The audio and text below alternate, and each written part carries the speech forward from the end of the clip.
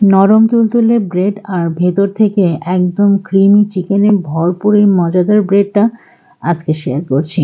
তো চলুন দেখে নেওয়া যাক কীভাবে এই মজাদার চিকেন বানটা তৈরি করে নিয়েছি।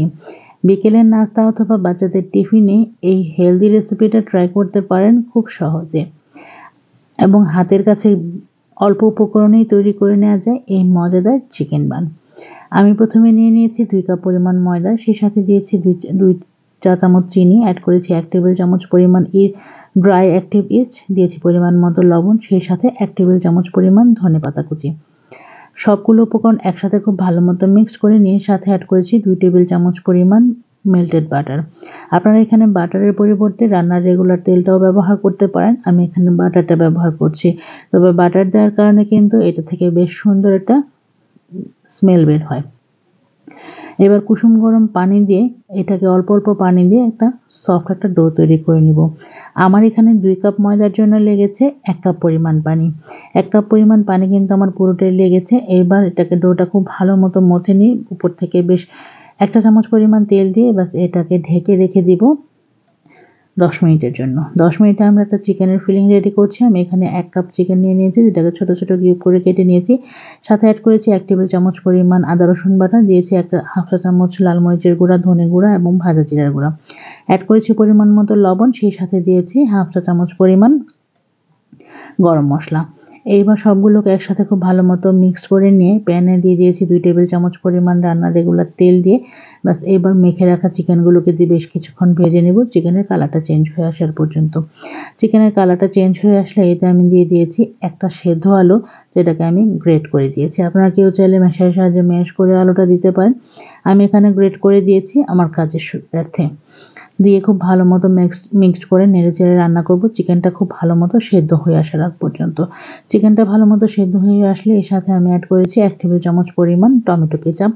কেচাপটা দিয়ে আরও বেশ কিছুক্ষণ নেড়েচেড়ে সবগুলো উপকরণ একসাথে খুব ভালো মতো সেদ্ধ হয়ে আসলে এইবার এর সাথে অ্যাড করেছি হাফ কাপ পরিমাণ পেঁয়াজ। চেষ্টা করবেন পেঁয়াজটা সবার শেষে ব্যবহার করতে। পেঁয়াজের যে একটা ক্রাঞ্চিনেস সেটা কিন্তু খেতে বেশ ভালো লাগে, এবং কাঁচা পেঁয়াজ দিলে এই রেসিপিতে কিন্তু ওইরকম একটা ভালো লাগে না, বা বাচ্চারা ওইরকমভাবে খেতে চায় না।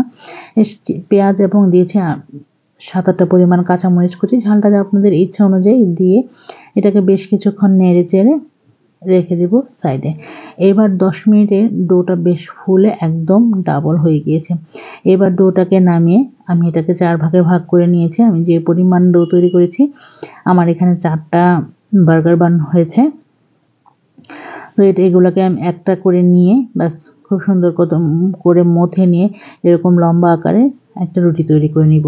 এবার যে ট্রেতে আমি বেক করব ওই ট্রেটাতে দিয়ে সবগুলো একটু তেল মাখিয়ে নিয়ে সবগুলো রুটি দিয়ে এটাকে রেস্টে রেখে দেবো 10 মিনিট। 10 মিনিট পর দেখতে পাচ্ছেন এটা বেশ খানিকটা ফুলে উঠেছে।